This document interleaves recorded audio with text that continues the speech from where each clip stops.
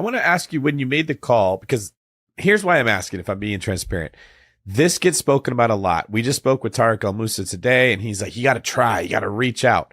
And so this gets spoken about often from influencers. And what that translates into is me getting 40 DMs a day from 23-year-old guys that are like, I'll do this. I'll run your social media. I'll build a course for you. I'll automate something and make money off of you. And meanwhile, this kid has 300 followers and he's telling me he's going to grow my brand. And it's like exhausting having people reach out and say, I want to work from you. And you're like, what can you do? And they're like, yeah, I don't know. Just tell me what you want me to do. And we get in this stalemate, right? So I'm sure if you spoke to Grant, you came in with a plan, you proposed something and you thought about it. Can you share with our audience the effort you put in before you made the call so we don't give the impression simply making the call leads to life-changing things and you end up on the Bigger Pockets podcast and you have this huge story? Well, look, I think that I started building my resume and I started building my skill set because to your point, you have to have a skill set that adds massive value to the team. Otherwise, you just don't add massive value. Like if I call up Grant and said, hey, I want to run your social media, I want to do this. Like I don't have any experience doing it. What I did is I said, hey, look, I wanted to be super easy, by the way.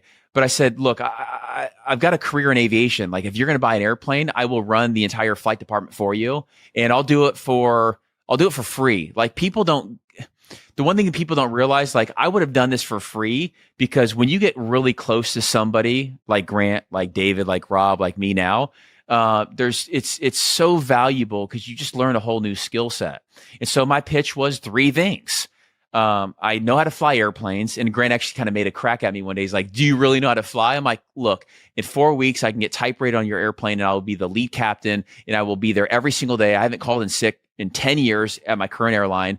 And I also have 21 units in real estate that I know they're kind of junk, but I want to grow and scale, but give me the shot at the flying first, and then I'll work into the real estate piece. And so really, I think that was the big value add piece because number one, I was willing to come and make phone calls. I was terrible at it, by the way. I was making sales calls, but I was willing to do it. And that showed Grant really like, I'm willing to do honestly, guys, I'll sweep the floors. I'll make the phone calls. I could be at the top, I could be at the middle, I could be at the bottom. I'm willing to do what other people are not willing to do. And he saw that from day one. And also it helped that I met Elena on like day 2. And she, because Elena has been a huge part of my success, meaning that, when I got in here, she's like, hey, Ryan likes real estate. Hey, Ryan can fly airplanes. Hey, Ryan like this, because that's really what led into me transitioning from being the pilot into real estate. Few things that we should highlight from that. One, you didn't come with vagueness or ambiguity. You said, I can help you in this way, and here is why you can trust me. When we get someone that reaches out and they're like, just tell me something, that doesn't work. You showed clear value.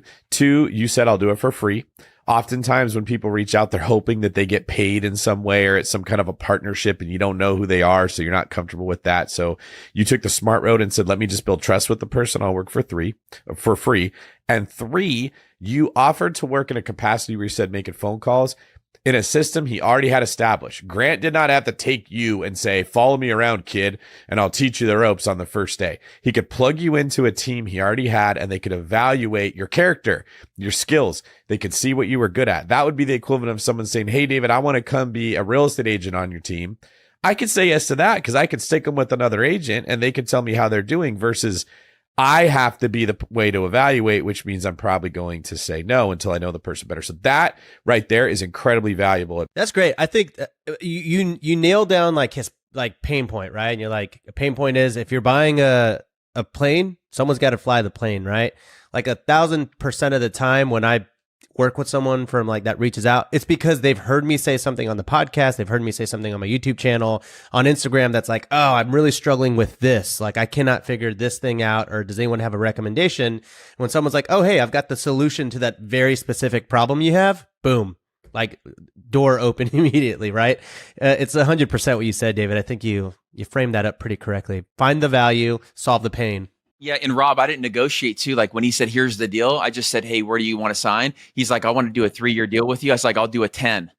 Because I just knew, I hope that if people could take one thing away, if you can get around the movers and shakers, if you can get around the people who are actually doing deals, that's my advice to all the young guys out there. It's like when I'm to my 21-year-old self, if you could add value to a team, if you can get around a team who's already doing what you want, that is the fast track. Yeah, it's just take note there. It's not about reaching out to someone with a terrible pitch or saying, I just want to work with you. You have to be clear about what you're looking for if you want to get a clear response back from the person, but it can work out really well when they do it the way that we're describing here. Now, we understand there was a pivotal moment when you went from flying high to being grounded.